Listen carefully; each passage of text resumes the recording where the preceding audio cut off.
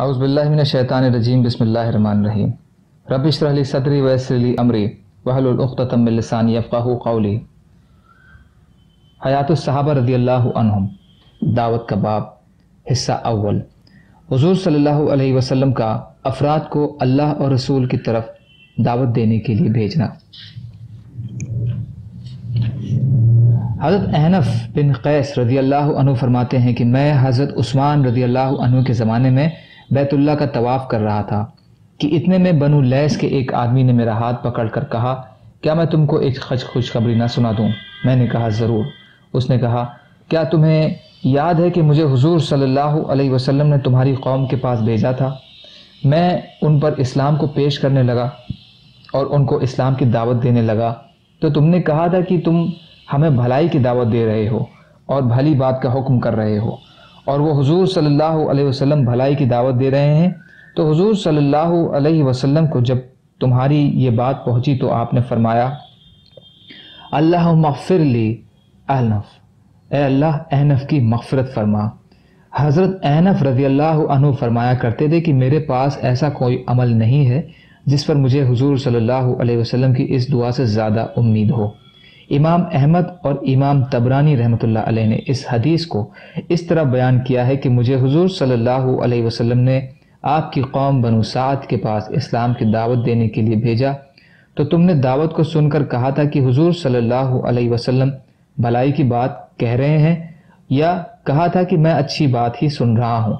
پھر میں نے حضور صلی اللہ علیہ وسلم کی خدمت میں واپس آ کر تمہاری بات بتائی، جس پر حضور صلی اللہ علیہ وسلم نے فرمایا، اللہم اغفر لی احنف، اے اللہ احنف کی مغفرت فرما۔ حضرت احنف نے فرمایا کہ مجھے حضور اکرم صلی اللہ علیہ وسلم کی اس دعا پر جتنی امید ہے اتنی اور کسی عمل پر نہیں ہے۔ حیثمی حصہ 10 پیج نمبر 2۔ حضرت انس رضی اللہ تعالی عنہ فرماتے ہیں کہ حضور صلی اللہ علیہ وسلم نے اپنے صحابہ میں سے ایک آدمی کو جاہلیت کے زمانے میں ایک بڑے سردار کے پاس اللہ تبارک و تعالیٰ کی دعوت دینے کے لیے بھیجا۔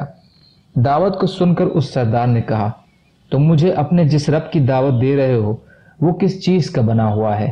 لوہے کا بنا ہوا ہے یا تانبے کا یا چاندی کا یا سونے کا؟ ان صحابی نے حضور صلی اللہ علیہ وسلم کی خدمت میں آ کر سارا قصہ بتایا۔ حضور صلی اللہ علیہ وسلم نے ان کو اس کے پاس دعوت دینے کے لیے دوبارہ بھیج دیا۔ اس دفعہ بھی اس نے وہی کہا جو پہلے کہا تھا۔ انہوں نے آ کر حضور اکرم صلی اللہ علیہ وسلم کو پھر یہ بات بتائی۔ حضور صلی اللہ علیہ وسلم نے تیسری بار پھر ان کو اس کے پاس بھیجا۔ اس نے پھر وہی بات کہی۔ انہوں نے رسول اللہ صلی اللہ علیہ وسلم کو آ کر پھر وہی بات بتائی تو حضور صلی اللہ علیہ وسلم نے فرمایا، اللہ تبارک و تعالی نے اس سردار پر بجلی گرائی جس نے اسے جلا دیا۔ چنانچہ یہ آیت اتری جس کا ترجمہ ہے، اور بھیجتا ہے کڑک بجلیاں پھر ڈالتا ہے جس پر چاہے، اور یہ لوگ جھگڑتے ہیں اللہ کی بات میں اور اس کی پکڑ سخت ہے۔ سورہ سعد آیت نمبر 13۔ ابو یعلا اور بزار کی ایک حدیث اسی جیسی ہے اور جس میں یہ مضمون بھی ہے کہ حضور صلی اللہ علیہ وسلم ایک صحابی کو عرب کے فرعونوں میں سے ایک فرعون کی طرف بھیجا تو ان صحابی نے اس آدمی کے بارے میں یہ کہا کہ یا رسول اللہ، یہ تو فرعون سے بھی زیادہ سرکش ہیں۔ اور اس روایت میں یہ بھی ہے کہ ان صحابی نے اس آدمی کو جا کر تیسری مرتبہ پھر کہا، اپنی بات دہرائی، یعنی تیسری بار پھر اس کو اللہ کی دعوت دی۔ ابھی یہ صحابی اس آدمی کے بات ہی کر رہے تھے کہ اللہ نے اس آدمی کے سر پر ایک بادل بھیجا جو زور سے گرجا، پھر اس بادل میں سے ایک بجلی اس آدمی پر گری جس نے اس کی کھوپڑی کو اڑا دیا۔ اسود اور طبرانی۔ اور حضرت خالد بن سعید رضی اللہ عنہ کی حدیث میدان جنگ میں اللہ کی دعوت دینے کے باب میں پہلے گزر چکی ہے۔ وہ فرماتے ہیں کہ حضور صلی اللہ علیہ وسلم نے مجھے یمن بھیجا اور فرمایا کہ عرب کے جس قبیلے پر تمہارا گزر ہو اور تمہیں اس قبیلے سے اذان کی آواز سنائی دے تو ان سے چھیڑ چھاڑ نہ کرنا، اور جس قبیلے سے تمہیں اذان کی آواز نہیں سنائی دے ان کو اسلام کی دعوت دینا۔ اور حضور صلی اللہ علیہ وسلم کا حضرت عمرو بن مرہ کو ان کی قوم کی طرف بھیجنے کا قصہ جلدی ہی آئے گا۔